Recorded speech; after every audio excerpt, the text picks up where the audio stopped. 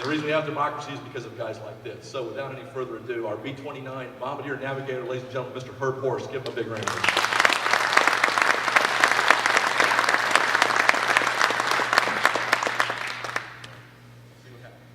I told him not to set the detonator. I'm going to make this very informal. Have it make it like a conversation. If you have any questions anytime, let Ed know where to go.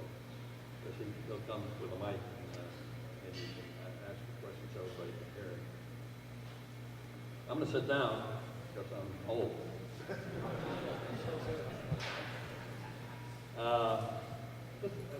First, my personal background. I graduated from high school in June of 1942. I was 17 years old. I enlisted in the Air Force. Had to wait till my 18th birthday, and shortly after that, I went in. I was called active duty, and I did that in actually shortly after December of '42. I went to Bombardier School, graduated from Midland as a second lieutenant in June of 1944. I knew all about the Northern bomb sight, which incidentally at that time we needed security clearance in order to work on a Northern bomb sight. It was a very secret thing at that time.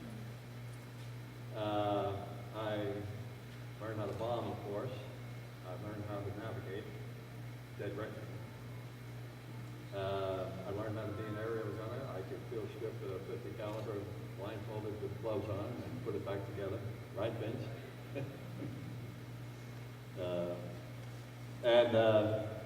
I also knew how to, what do we do? Morse code at 25 words a minute on a key. Oh, really? Okay.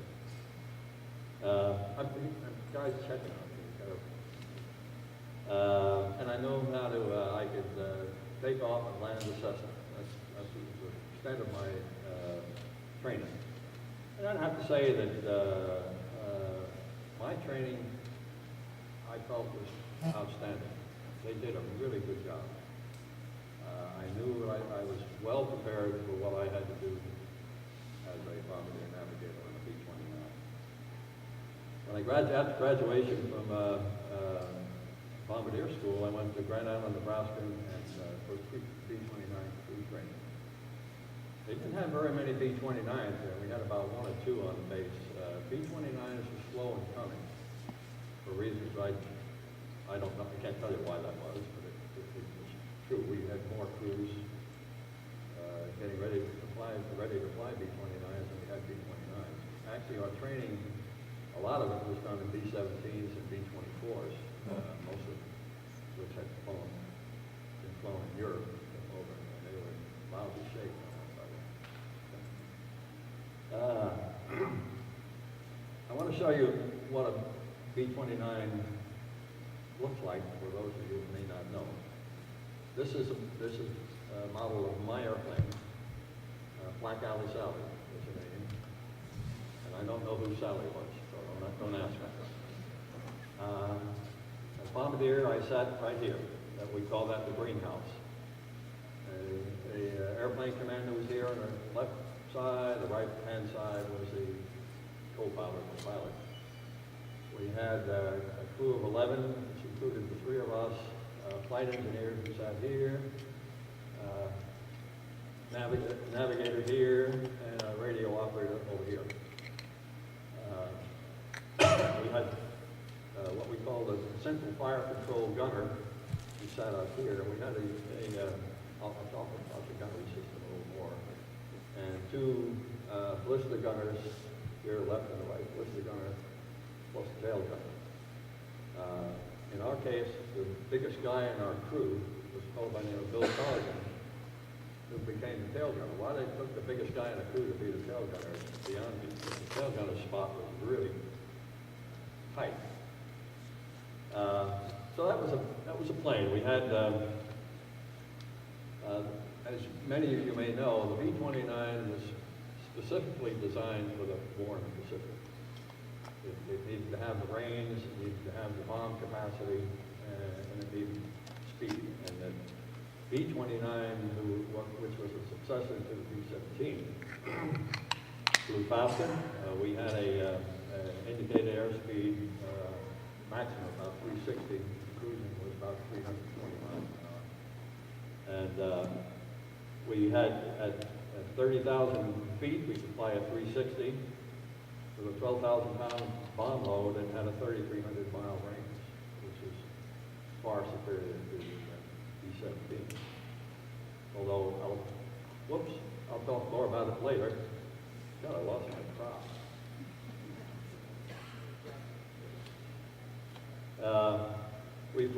I flew two missions two mining missions to a place in North Korea, about 60 nautical miles from Vladivostok.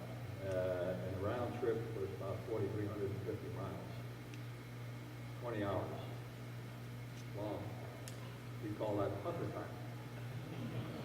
And all you guys that have flown know what I mean by that. We had a pressurized cabin. We had 12 50 caliber machine guns, and you can see we had 4 here, 2 here, 2 here, and 2 here. And I, as bombardier, I had these 6 guns, typically. But the setup was that the CFC gunner could control who operated which guns. If necessary, if we had an attack from the lower right-hand corner, I could operate these 2 plus this and this. So I could operate a fair number of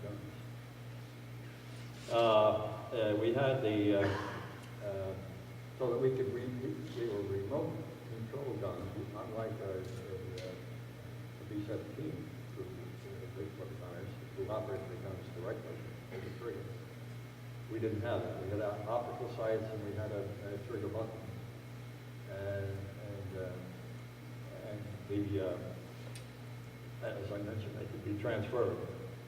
We also, the gunnery system had a computer. And if we put in our true airspeed, our altitude, and the air temperature, it would run its calculations, and we had an optical sight. And if you had to identify the airplane that was the fighter that was attacking, and know its wingspan. And you dialed the wingspan in, and you had a ring of dots, and you had a little knob that controlled, wide and close it. And if you kept the wingspan within those ring of dots, presumably you would guarantee 80% hits, as long as you didn't burn the barrel. Burning the barrel is a big problem. They were supposed to shoot bursts of 3, but if you got really excited, you might get 10 off before you knew what you were doing. So that was a bad thing. The gross weight on takeoff of maximum gross weight was rated at 120,000 pounds. We routinely flew at 130,000, and frequently flew at a maximum weight of 140,000. 140,000 and under flight conditions is pretty exciting. Okay. That was the good news about the B-29. Let me tell you about the problem with it. As some of you know, the B-29 went from design really to production.